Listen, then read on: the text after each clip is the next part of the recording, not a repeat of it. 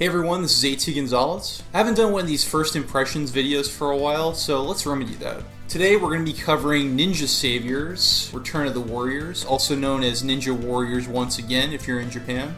The game came out in Japan in July. We've had a little bit of a delay, but now the game's finally out in North America. This game is available for PlayStation 4 and Nintendo Switch, but right now we're going to be covering the Switch version. So to give a little bit of context, the game was made by Natsume-Atari in collaboration with Taito. It's actually a remake of a Super NES game called The Ninja Warriors Again, which is kind of a remake, reimagining of the original Ninja Warriors arcade game. Taito was one of my absolute favorite arcade game makers from the golden age of the arcade. So whenever there's a new Taito release, my ears kind of perk up like a rabbit's. Taito, of course, is mostly known for Bubble Bobble and Space Invaders, but back in the 80s, they made all kinds of games. Pretty much any kind of game you could imagine. They dipped their toes in all sorts of genres, and that also includes the beat-em-up genre. So in the 80s, they made at least two multi-screen setups that I know of. Darius and Ninja Warriors.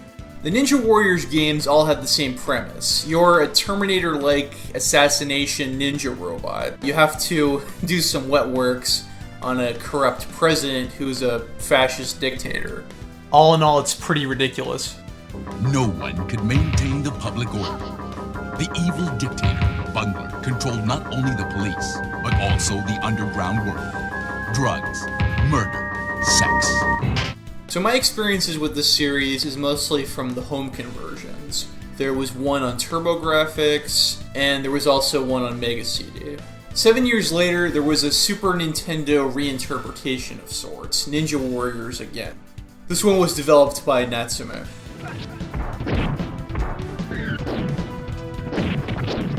Ninja Warriors was very good, and yet you couldn't help but feel some of the Super Nintendo hardware limitations. For all the cool moves that the characters have, the game feels limited and boxed in. So the strategy that they took for this remake was to essentially rebuild the game from the ground up, without doing a major overhaul. The graphics are updated with attention to detail, without this feeling like just some kind of bad imitation.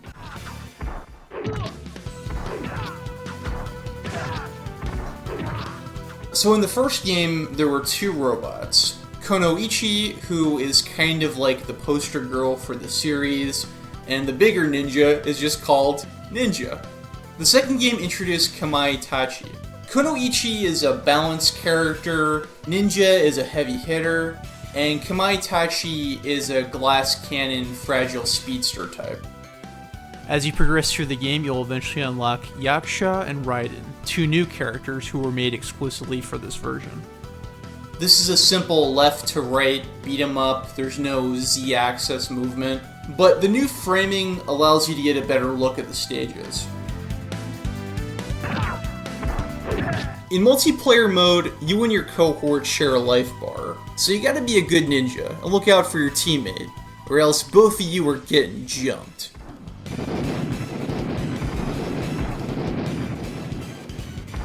The game has what you'd want in a 2D action game. Cool characters, responsive controls.